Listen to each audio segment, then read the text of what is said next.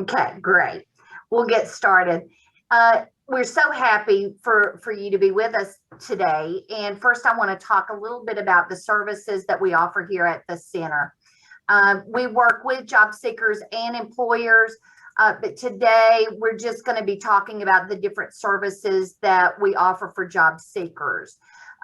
We do a little bit of everything. We're a one-stop shop kind of in the office here. We do career exploration, career planning, job and skill assessment, job search coaching. We do workshops. We do have available scholarships for those who qualify for those, as well as even if you did not qualify for a scholarship, we can assist you with helping you to find one. We do on-the-job training, work experiences, customized youth services, qualified employment referrals, interview preparation, resume preparation, just a little bit of everything as you see here, leadership schools, labor market information, social media networking. And one of the things that I would like to mention as you are job searching with social media, be very careful about what you put on your social media page, because employers are out there looking. And although we know it's a lot of fun, we want to make sure that we're putting our best foot forward. We work with a lot of different specialized groups, older workers, veterans. One of the services that we do offer for veterans is a priority of service, and that is by law through the state of North Carolina. And then the other things that we do for everyone else, but especially the military to civilian work transition.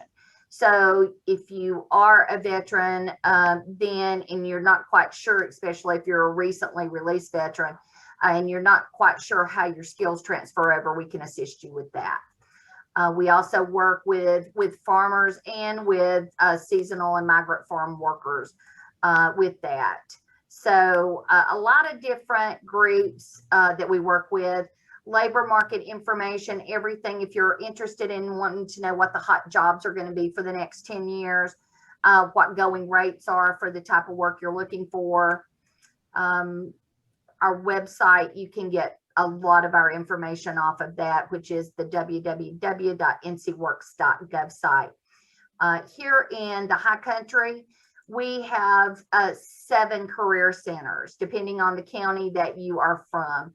And if you need information for one of the centers, if you don't get this information down for your area, you can call any center and they'll be glad to help put you in contact with either someone in our centers or even outside of the area. So we hope that you will use those services, use us. We are here to help. So stop by anytime. Right now, we are open to the public, but by appointment, since COVID is still raising its little head out there. So just call any of the centers and we'll be glad to assist you with that. Setting up an appointment to be able to come in. Now, let's see if I can find my other presentation. It looks like it's wanting to hide there.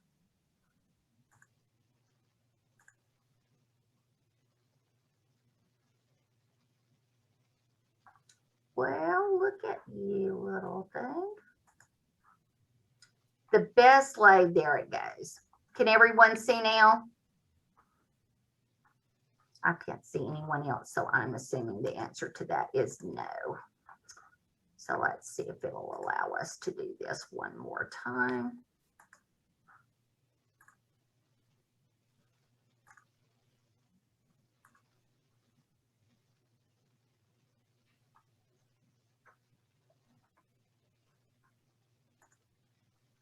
And of course, the one day it worked perfectly yesterday, and now it does not wish to work.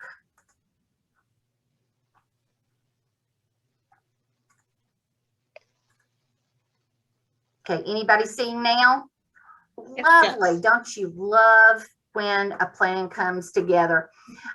There's a lot of information about resumes, and there's no way we could get it through with the time frame we have now. So what we're going to hit you with today is just tools and tips for your best writing. When you get ready to sit down to put your resume together, give us a call. We'll be glad to sit down with you one-on-one and work with you with your personal history. So, what's a resume and why do I need it? We get that question all the time. And think of a resume as an advertisement targeted towards your new boss. It's not meant to get you the job. It's meant to get you the interview. So it's the story of you. How are you going to sell yourself, your brand? So it's your billboard.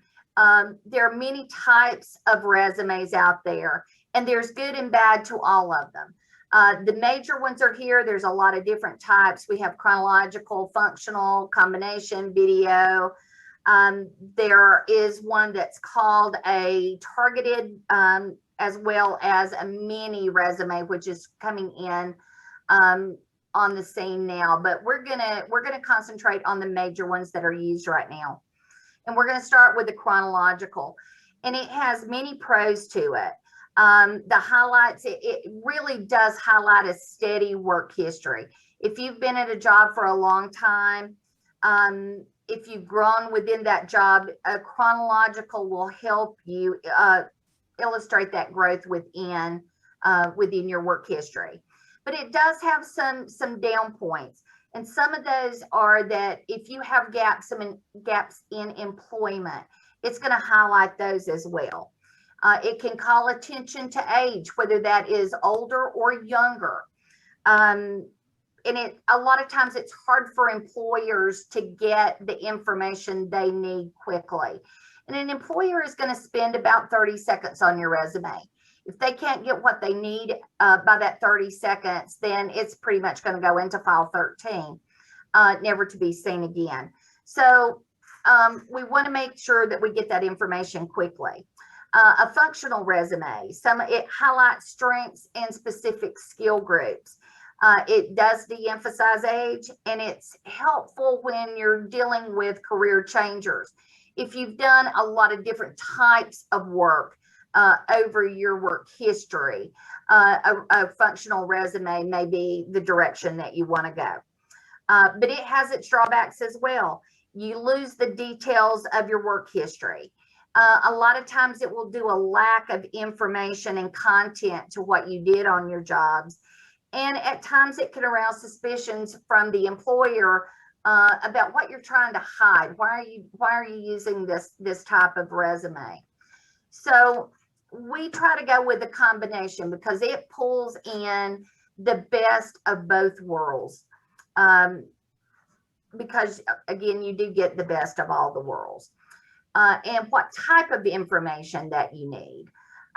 Your general information, of course, is going to be your name, your address, your telephone number, your email address. An address is something that has changed lately. We all know that we do not live in a safe world out there any longer. And with putting your telephone number and your email address on it, a street address is not necessary. They have other ways to be able to contact you. And people don't need to know where you live. Exactly. So leave that street address off. If you have a P.O. box, by all means, put your P.O. box on there. Objectives, which I don't have on here for a very good reason. Objectives are kind of passé. They take up room on your resume, and you want to get those out. Work history, you want to use about 10 to 15 years of work history. No more. If you use more than that 10 to 15 years, it's going to be showing your age. So we don't really want to go more than that 10 to 15 years. Duties, skills, and accomplishments. Of course, a duty is going to be you submit a report every week. The skill would be that you type 60 words per minute. But an accomplishment, you raise sales 5% over an 8-week period. If at all possible, highlight your accomplishments. Employers want to see what you have succeeded in doing. But if you're going to put skills in there, make sure you're thinking transferable skills. What skill did you pick up in that job that will transfer over regardless to the type of work that you're doing? Make sure that you're using action verbs when you're using that, and bullet points. You don't want to say, I did this. Avoid those I statements. Certifications. If you're applying for a position that requires those certifications, by all means, make sure you put those on there. Even if you think it doesn't require that certification, for example, CPR or first aid, I would go ahead and highlight those because that's something that can be utilized at any work site. Education, the only time you want to put your education at the top is if you are a recent graduate and you have no specific work history in that field, then you want to highlight that on the top. Otherwise, you're going to put that on the bottom. I went back. And references. You have very small space to be able to get all of your information in there. So don't put your references on your resume, and don't put references available upon request, because if an employer wants them, they're going to ask for them. But you should have a reference page. One thing to make sure that you do, ask the people who you're using for references if it's okay that you use them. Nothing is worse than getting a call for a reference when you're not prepared and someone has to hunt for the words and hunt for the information that they need for you. So make sure that you give them a heads up. Your reference page should be in the same format, same print, same paper type as the resume yourself. And one of the things that you want to make sure that you keep in mind is use 10 or 12 point in your font. Make sure that you make it easy to read. An ATS, or an applicant tracking system. Most of the jobs that we apply for these days do not do paper applications. We submit resumes online, and most of them use this applicant tracking system. The things that you want to remember when you're doing that is make sure you're using the keywords. Read the description over and over and over again, and make sure that you're formatting your resume with those keywords. Keep the format simple. You can have the most beautiful resume in the world, and when you put it in an applicant tracking system, it will not look the same way that it looks like on your form. So make sure you keep the format very, very simple and avoid spelling mistakes. Nothing is worse. It's a computer. It knows what it's looking for. If you misspell it, it's not going to recognize it. So make sure you're keeping an eye on that. Some more common mistakes: neglecting to proofread your resume. Proofread, proofread, proofread, and again, proofread it again. Get extra eyes, because after you look at your resume a couple of times, your brain knows what it's supposed to say, not what it actually says. So get someone with new eyes to look at it, to see if it's really, they'll catch spelling mistakes, they'll catch grammar mistakes. So get those extra eyes. Again, forgetting those keywords. Someone asked, why can't I use the same resume for every job I apply for? Well, you can to a certain extent, but you want to tweak it. And you want to tweak it per those keywords based in the job description, because that's what's going to get that employer's attention. Failure to include your specific accomplishments. If it comes down to two people, you and someone else, and you have your accomplishments on there and they do not, you're going to get the call for that. So make sure you're including those. Using false and misleading information. It may get you an interview, it may get you a job, but it will also get you terminated quicker than you can know. So make sure you want to put your information in the best possible light, but you don't want to put false or misleading information in there. We were talking about the make it easy to read, that an employer needs that information quickly. So make sure that it is easy to read. Don't be flowy. Think bullet points. You only have a certain amount of time to get that employer's attention. So, you know, be short, sweet, to the point. Give them the right amount of information, because too much information or too little information is equally bad. But you want to make sure that you're giving them the information quickly and in a readable format. And do not use acronyms. I can't say that enough. As we said on the previous slide, ATS. That can mean many things. My best example for acronyms, when you say EMS, most people will go to emergency management services. But if you're in retail, it means early morning stocking. In the military, it has a completely different meaning, and I wish I could remember what it is, but I don't. So make sure that you are not using those acronyms. You're spelling that information out. More assistance. There are tons of information online. Google has information. We have information. There are paid and there are unpaid sites that you can go to. We've all paid for a resume at one time or another. Is it necessary? No. You can do as good a job as those paid sites. So think about that when you're working on your resume.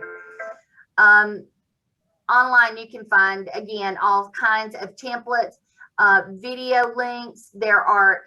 Listen, anything that you want to learn, you can learn on YouTube these days, right? Scott tells me that all the time. Grammarly.com is a wonderful site that you can put your resume in, and it will catch grammar mistakes for you. Another site, the jobscan.co, is a site, and I think, I may be wrong, but I think you get 5 free times a month. But you actually can put your resume in that system, and it will give you tips to improve your resume. NCWorks, you can also do that on our site, that it will give you those recommendations to improve your resume. Again, any way that we can be of assistance. We have staff in all 7 counties. The numbers are here. Feel free to reach out. My website or my email address is at the bottom. Normally I'm here in Watauga, but I'm everywhere. But do not hesitate. If we can be of assistance, you can reach out to me personally or reach out to the center. And that is the information that I have today. Okay. Thank you so much. That was fabulous. Thank you, Anita. We're going to move over to Cy Eastup, and she's the Adult Services Specialist at the Watauga County Public Library. So she's going to talk a little bit about Cypress Resume, and she'll be using a video to do that, I think. Hey, y'all. Thanks, Monica. And thanks, Anita. That was great. Anita said something I really liked in her presentation. She said that the resume is the story of you. And that is so true. It's your story, it's your history, and you know your story and your history better than anybody. So writing that resume is up to you. However, some people get a little nervous, or they stumble at the part where they are putting that story to paper, because maybe you're nervous about the format or the style of the resume and how it should look. So that's where Cypress Resume can come into play. It's a great resource through NC Live. And I'm going to show y'all a video on Cypress Resume that just kind of gives you a walkthrough of how to access that resource and what that process looks like. Let me share my screen.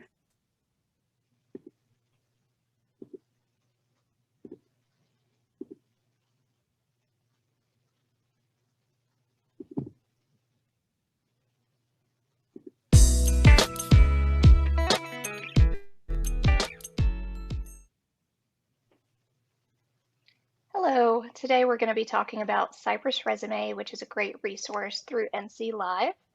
It is a wonderful tool for job seekers who may be a little skittish about writing because it essentially takes your personal information and those components of a resume and generates just a nice, clean, professional looking resume for you. So let's get started. So how do you get to Cypress Resume? Well, you can either go to nclive.org and access it from there, or you can go from our website to find that. And that's what we're going to go over today. So starting from our webpage, which is arlibrary.org, we're going to come down here to online resources. Click on that. Here we have several options, and what we are looking for is this right here, Resources A to Z. So this is a comprehensive list of all of the different NC Live resources we have available. So I'm going to click on that. Cypress Resume starts with C. I'm going to scroll on down to the bottom here, and there it is. Now, this is our proxy page, so you do have to have a library card to access Cypress Resume. So to log in, we're going to select the library, which is Appalachian Regional Library. Next, there's my library card number and my password. So here we are in Cypress Resume, and there's a lot you can do here. You can write a resume, you can do your cover letter here, you can also do your list of references.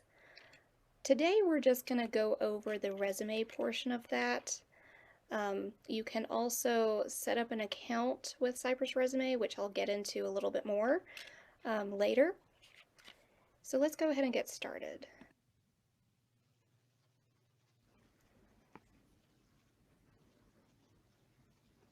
Okay, so there are two options here. We can do strictly business or editor's choice. Today I'm just going to click on strictly business.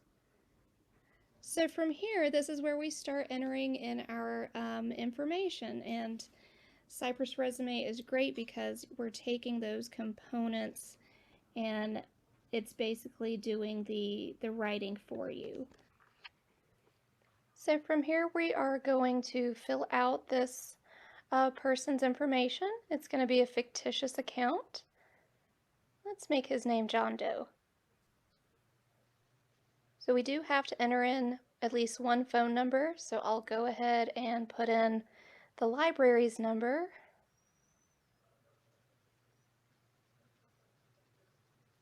And go ahead and put in our email address, which is wreference@arlibrary.org. Boone, North Carolina.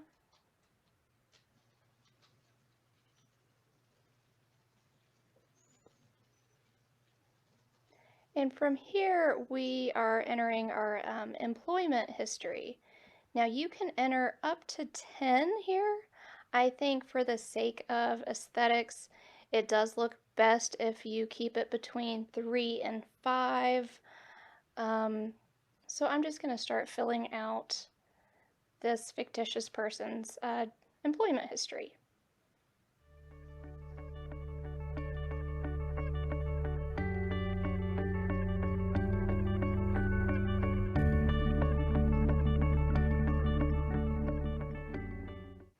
Okay, so work history is done. Now we are on to the educational history. And you don't have to have gone to college. I'm going to say that he went to Watauga High. But this is not completely necessary. If you don't have your diploma, if you don't have a college degree, you can still fill out a resume here.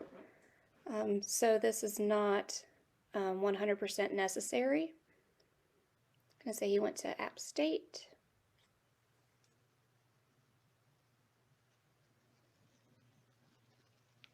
Majored in computer science.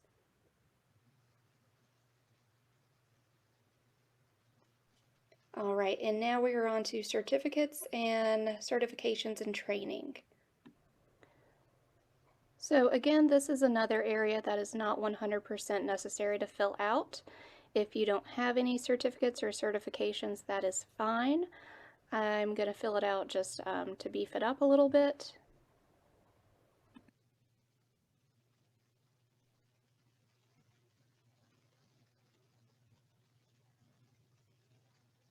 So now we are at the job title search, and there are 3 different ways you can search for a job title. You can come to this quick search bar, which autofills based on what you're typing. You can browse by industry, which is right below that. You can also browse by job title, which is an option. I'm just going to do the quick search.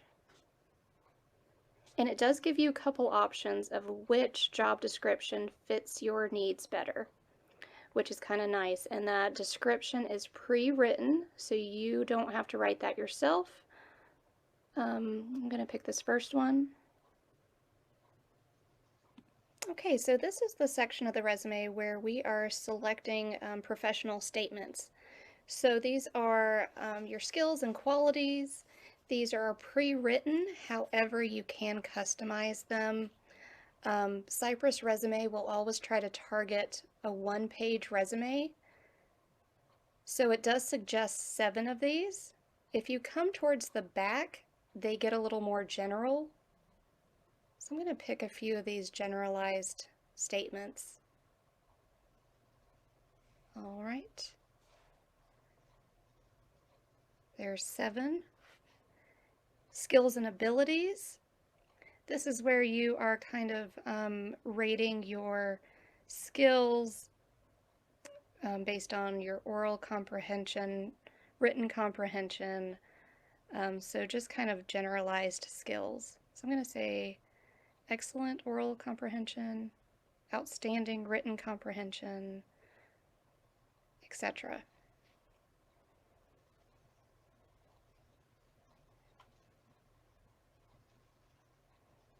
All right. So we are done. Let's see how this resume looks. You can come on to view and see what we got. So here's John Doe's resume. It is limited to 1 page. It's nice and clean. The formatting is done for us. Everything has generated nicely. So if you want to download this, you can download it in several different file formats. You can do an RTF file, which is basically just like a Word document, and that way you could open it back up in Microsoft Word and edit it as much as you'd like. You can download it as a non-editable PDF. You can also do it as a text file, which is kind of a legacy feature. Not many companies are going to ask for a text file these days, but you do have that as an option. And if you would like to make an account with Cypress Resume, you can go down to here where it says click here to save and make an account with Cypress Resume. And that is how you can keep your resume, your cover letter, and your references all in the same space. You can come back and edit them and work on them over time. So that's a really good option. So if you go here, you can either create a profile or log into your existing one. All right, so that is Cypress Resume in a nutshell. If you have any questions, feel free to call us at the library. Our number is 828-264-8784 extension 2, or shoot us an email at wreference@arlibrary.org. Happy job hunting, guys. Take care.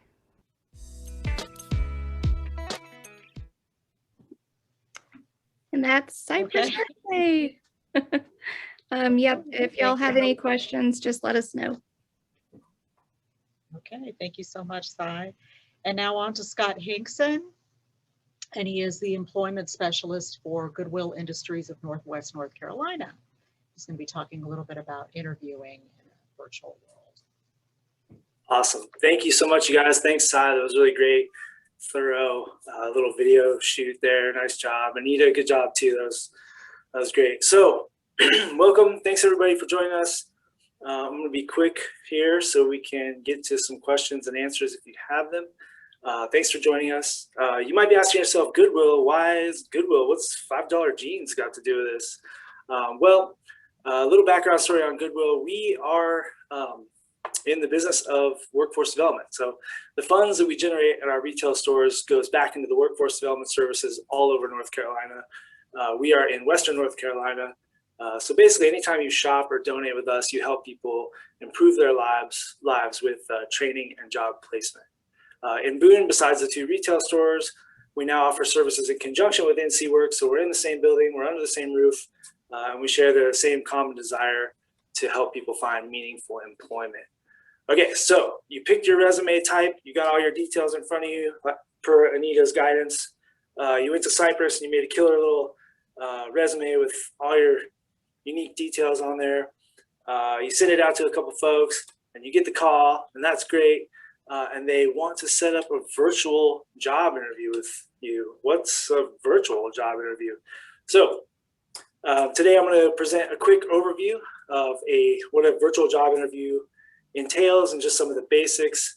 You know, with a lot of safety and COVID protocols in place for 2020, a lot of companies are finding it best to screen candidates virtually, either over a computer, sometimes a smartphone will work. For some folks, this is nothing new. The type of industry you've been in before, maybe that was popular, more tech-oriented jobs. For others who maybe are out of work for the first time in a long time, also due to COVID, it's a terrifying new level of nervousness added to the basic fears everyone has with a normal job interview in person. So hopefully this short webinar can help you feel more prepared and less timid in the face of this recent change. Cool. So much like a regular interview. So here's a few key points to consider whether your interview is virtual or not. You want to do some research on the company. You want to know the company's core values and sort of some of the things that they stand for, and to really try to find something in those values that resonates with you. That'll help you keep it a little more personable when you're there. Always be on time, be on time, be on time, be early, be on time. Can't say it enough. In person, you want to keep an eye on your posture and sort of your tone of voice. You want to keep it natural and flowy. You want to prepare. You want to dress for success. You want to have a couple questions to ask. Those will come out of your research with the company. And you want to follow up afterwards. You always want to follow up. Your grandma was right. Everyone loves a handwritten note, but at the very least, to send an email. And those are sort of like real basic overview of a regular in-person interview. So what about a virtual? Well, virtual is essentially the same thing with a few caveats, right? So many companies are using a platform called Zoom or Teams, much like we're on today. I guess if you guys are here, you figured that much out. So you're that far ahead. It does take some practice to familiarize yourself with these tools, but being prepared and comfortable will help you stay calm and professional during that. Like anything, it takes practice. So some of the key points are you want to have good, reliable internet. I see that you all got on and you're still here. So we're all still here. So I guess we're working out okay with the internet. You got to have a working camera and a microphone. You want to have a nice, quiet space with no interruptions. You want to test your equipment before. And part of the whole idea of practice before any interview with a virtual interview, you want to practice virtually. So you want to test out your equipment, maybe see if friends can watch. Like you can just do a mock interview with friends.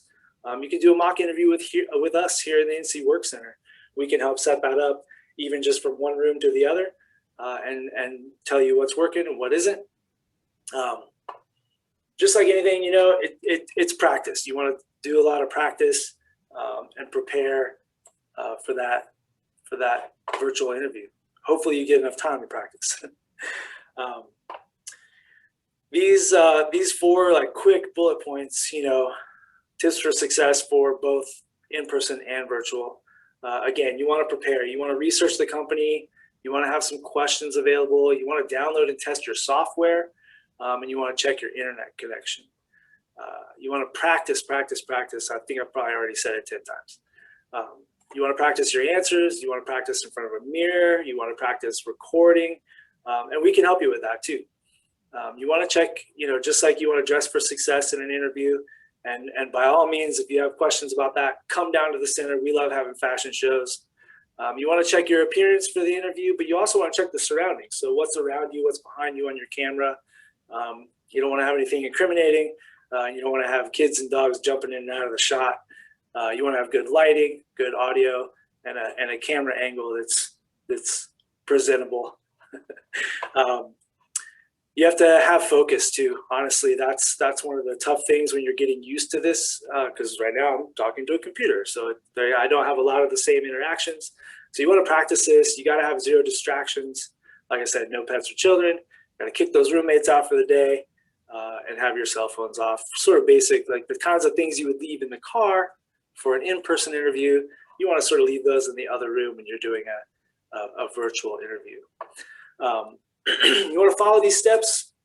If you take time to prepare, you're going to set yourself up for success. Much of this can be done from a smartphone, but we've seen folks that maybe have hit or miss reliability with a smartphone. If you get a call in the middle of it, it'll interrupt it. You want to have the right tech for a virtual interview. So what if you don't have the lighting or the fast internet or how to use the camera or microphone? Or what if you have an older laptop, it doesn't have those things built into it? What if you just can't convince the kids and the pets that the kitchen table is now a home office just for a few minutes to help mom or dad get this job? We have space. We're here to help. Our center has everything you need, and we have career advisors as well, like everybody mentioned, Anita mentioned as well. We have career advisors here to help you with the entire process, one-on-one, and then we can help you create something very, very unique and very unique to your situation. From resume creation, mock interviews, this is pretty much what we do here at the NCWorks Center. Where's the NCWorks Center? I got that on there too. So we're here in town. We're right down the street, just past Galileo's. If you know that place, if it's still open, I can't even tell.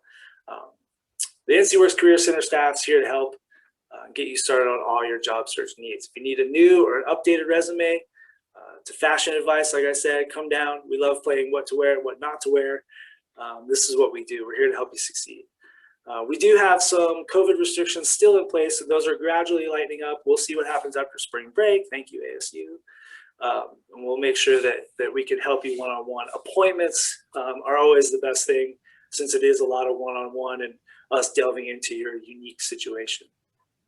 You want to make an appointment, and we're still wearing masks in the building, so unless we're locked in our offices on a virtual workshop like now. I wanted to get through that so we would have time for questions. Hope it wasn't too fast. Like I said, all of our contact information is on there. We can provide that. I can meet people at the library. Anything you want to do, we're here to help. We really are.